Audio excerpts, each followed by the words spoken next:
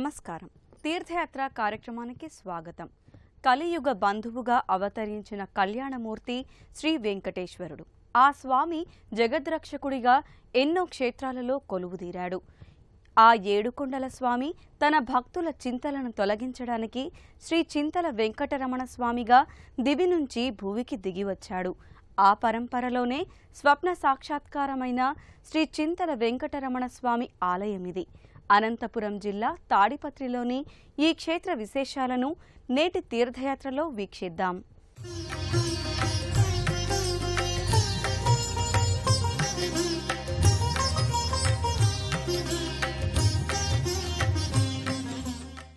వెంకటాద్రి సమం స్థానం బ్రహ్మాండే నాస్తి కించన వెంకటేశ సమో దేవో న భూతో న భవిష్యతి. వెంకటాద్రికి సాటిరాగల పరమ పవిత్ర ప్రదేశం కాని, వెంకటేశ్వరునికి దీటైన దైవం కాని భూత భవిష్యత్ కాలాలలో ఉండవనేవి ఈ వేదోక్తి అర్థం. అటువంటి ఆ వెంకటేశ్వర స్వామిని మనస వాచ కర్మణ భగవద్దర్శనాకాంక్షులై దర్శించే ఆధునిక తీర్థస్థలి తాడిపత్రి.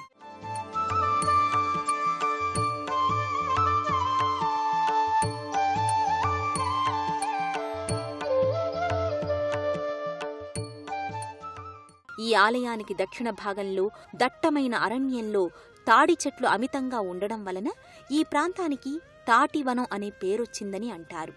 ఈ ప్రాంతమే ప్రౌఢదేవరాయ కాలంలో పెమ్మసాని రామలింగ నాయుడిచే తాడిపత్రిగా పిలువబడుతోంది. ఇక్కడి విగ్రహం చింత చెట్టు క్రింద లభించడం వల్ల ఈ దేవుడు చింతల రమణస్వామి అయ్యాడని కథనం. ఈ దేవాలయ ప్రాంగణంలోని ప్రశాంత వాతావరణంలోకి అడుగుపెట్టిన భక్తులు తొలుత దైనందిన వ్యవహారాల మధ్య కోల్పోయిన మానసిక ప్రశాంతతను తిరిగి పొందుతారు.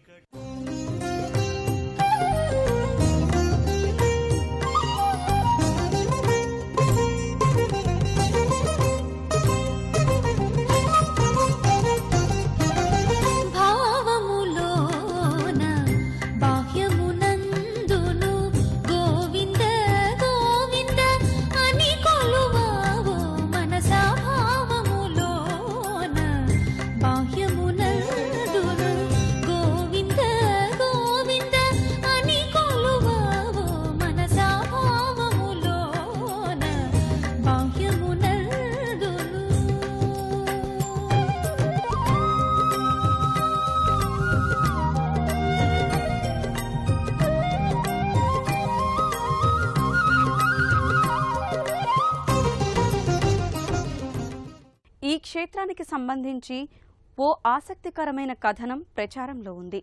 శ్రీకృష్ణదేవరాయల ఆస్థానంలో పెమ్మసాని రామలింగ నాయకుని కుమారుడైన తిమ్మనాయకుడు తాడిపత్రి మండలాధీశ్వరునిగా ఉండేవాడు. ఈ ఆలయం స్థలంలో ఉన్న చింత చెట్టు భీకర శబ్దంతో పేలి ఆ చెట్టు నుండి గండు విష్ణుశిల ఒకటి ఊవెత్తున లేచి నిలబడిందట. ఒకనాటి రాత్రి వెంకటేశ్వర స్వామి తిమ్మనాయకుని కలలో కనిపించి ఈ స్థలంలోనే తనకు ఆలయాన్ని నిర్మించమని ఆదేశించాడట. తిమ్మనాయకుడు స్వామివారి ఆదేశానుసారం ఈ ఆలయ నిర్మాణం కావించాడని కథనం. అద్భుత శిల్పకళలతో విరాజిల్లుతున్న ఈ ఆలయ గర్భాలయంలోని శ్రీ చింతల వెంకటరమణ స్వామి ముగ్ధ మనోహర స్వరూపుడిగా దర్శనమిస్తున్నాడు.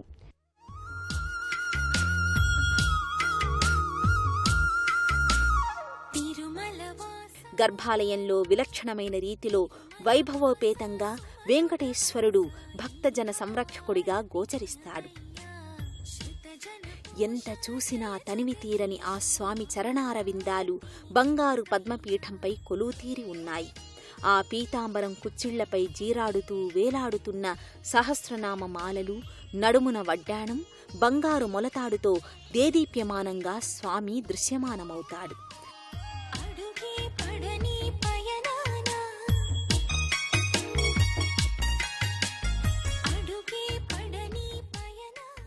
వక్షస్థలంపై ఆసీనురాలై అనుగ్రహిస్తున్న ప్యూహలక్ష్మి, శ్రీదేవి, భూదేవి పతకాల హారాలు, కంఠమాలలు, బంగారు యజ్ఞోపవీతం, చేతులకు నాగాభరణాలు, ఆపైన భుజకీర్తులు, భక్తులకు అభయమొసంగే శంఖు చక్రాలు, నల్లని మోము, చెరగని తరగని మందహాసం, భక్తులను కటాక్షిస్తూ అరవిరిసిన కమల నయనాలు, శిరస్సుపై అమరి ఉన్న నవరత్నాల మకుటరాజం, ఆపై బంగారు తోరణం. ఇలా ఆ స్వామిని చూస్తే ఏదో తెలియని లోకాల్లో విహరిస్తూ ఆనందపు టంచుల్ని తాకుతున్నట్లుగా ఉంటుంది. ఈ క్షేత్రం భాస్కర క్షేత్రం అని పేరు. భాస్కరుడు అంటే సూర్యుడు. సూర్యుడే వచ్చి స్వామిని పూజ చేసినట్లుగా ఒక ఐదికం అన్నమాట. దాని ప్రకారంగా ప్రతి సంవత్సరము మాఘమాసంలో శుద్ధ ఏకాదశి, ద్వాదశి, త్రయోదశి ఈ 3 రోజులు స్వామికి ఎదురుగా రాతిరథం ఉన్నది. ఆ రాతిరథంలో 2 రంధ్రాలు ఉన్నాయి. సూర్యుడు ఉదయించేటప్పుడు ఆ సూర్యుని యొక్క లేతటి కిరణాలు వచ్చి ఆ 2 రంధ్రాల గుండా వచ్చి స్వామి పాదాల మీద స్పృశిస్తాయన్నమాట. ఆ భగవంతుడు ఆ సూర్య భగవానుడే పూజ చేస్తున్నాడు కాబట్టి దేవునికి ఈ క్షేత్రానికి భాస్కర క్షేత్రం అని పేరు.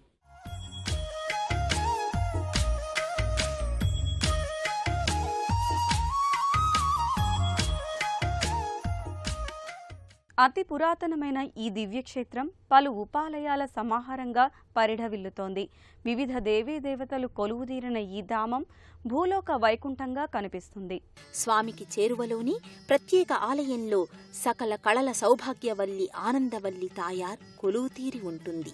అష్టలక్ష్మీ సమాహార స్వరూపాం త్వాం హరిప్రియాం మోక్షలక్ష్మీం మహాలక్ష్మీం సర్వలక్ష్మీం నమామ్యహం అంటూ భక్తులు అమ్మవారి దర్శనానికై బయలుదేరుతారు. సమస్త అలంకార సమన్వితంగా అమ్మవారు జగజ్జేయమాన వైభవంతో విరాజిల్లుతూ ఉంటుంది. ముక్కుకు ముక్కెర, నేత్రద్వయం, తిరునామం, కర్ణాభరణాలతో రజిత కిరీటాన్ని, పట్టు వస్త్రాన్ని ధరించి యశో విరాజితంగా మూర్తీభవిస్తుంటుంది. అమ్మవారికి ప్రతి శుక్రవారం లక్ష్మీ సహస్రనామాలతో కుంకుమార్చన జరుపుతారు.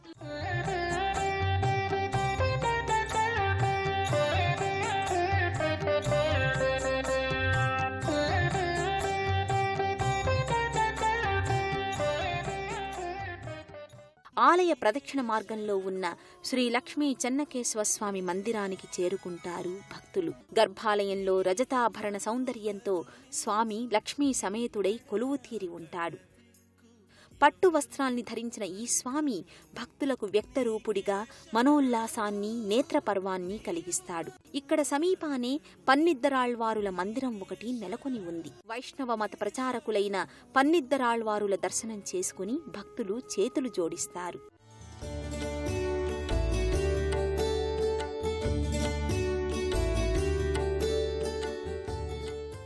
మరోవైపు ప్రదక్షిణ మార్గంలో ఉన్న శ్రీ ఆంజనేయ స్వామి మందిరానికి చేరుకుని స్వామివారి హారతిని భక్తులు గైకుంటారు.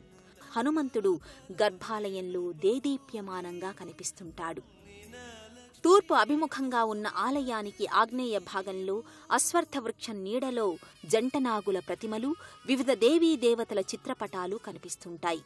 పరమేశ్వరుని ఆత్మశక్తి జగదంబిక దివ్యశక్తి కలగలిసిన మహాశక్తి తేజమైన శ్రీ సుబ్రహ్మణ్యేశ్వర ఆరాధన వంశవృద్ధికర సంతానాన్ని, ఆరోగ్యాన్ని ప్రసాదిస్తుంది.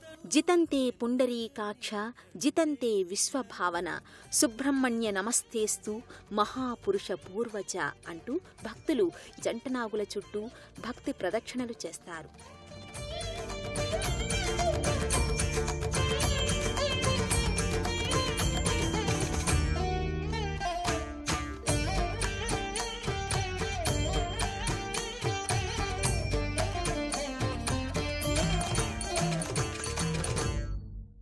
ప్రాచీన కాలం నుంచే ఆంధ్రదేశం శిల్పకళలకు, చిత్రకళలకు, వాస్తుకళలకు, పుణ్యక్షేత్రాలకు నిలయమైంది.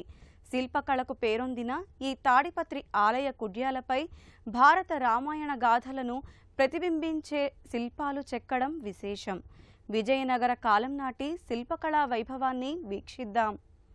ప్రధానాలయ ముఖమంటపంలోని స్తంభాలపై దేవతలు, జంతువులు, సింహాలను అధిరోహించిన భటుల శిల్పకళాకృతులు భక్తులను అబ్బురపరుస్తుంటాయి. స్తంభాలపై లతలు, స్త్రీ పురుషుల శిల్పకళాకృతులు కనువిందు చేస్తుంటాయి.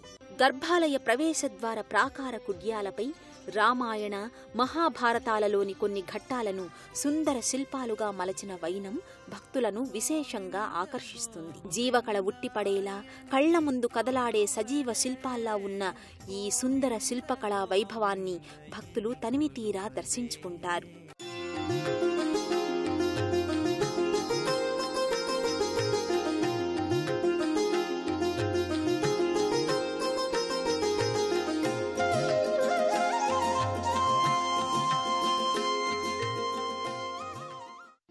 రాజగోపుర ప్రవేశ ద్వారానికి ఇరువైపులా ఈ ఆలయానికి సంబంధించిన శిలాశాసనాలు కనిపిస్తుంటాయి.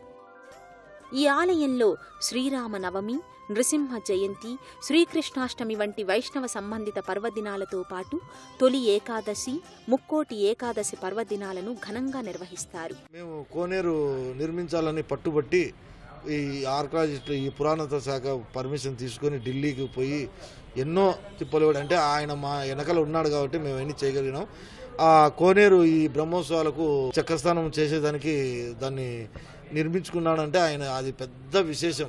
తిరుమల తిరుపతి దేవస్థానంలో ఏ కార్యక్రమాలు అయితే జరుగుతాయో అదే విధంగా మేము చేసేదానికి ఆయన ఆశీస్సులతో ముందుకు పోతున్నాము. వైకుంఠ ఏకాదశి రోజు తిరుమల తిరుపతి దేవస్థానం నుండి లడ్లు అక్కడ కొని ఇక్కడ దేవాలయంలో దర్శనం చేసుకున్న ప్రతి భక్తునికి ఉచితంగా వితరణ చేయడం జరిగింది. అట్లా 3 సంవత్సరాలు కొనసాగించాము. అన్నవరం ప్రసాదం తీసుకొచ్చి ప్రతి భక్తునికి లడ్డూ ఇచ్చి అన్నవరం ప్రసాదం ఇవ్వడం అనేది పెద్ద విశేషం. ప్రతి సంవత్సరం ఆశ్వీయుజ మాసం శుద్ధ అష్టమి నుంచి బహుళ విదియ వరకు స్వామివారి బ్రహ్మోత్సవాలు విశేషంగా జరుగుతాయి.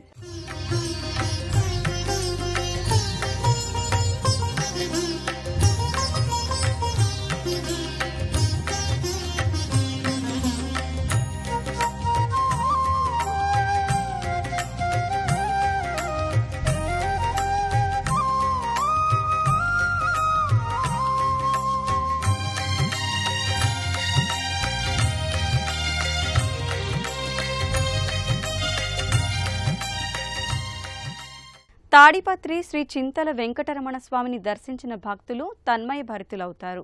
భక్తుల చింతలను బాపే చింతల వెంకటరమణుడిగా విరాజిల్లుతున్న ఆ స్వామి కరుణా కటాక్ష వీక్షణాలు మనందరిపై ప్రసరించాలని కోరుకుందాం.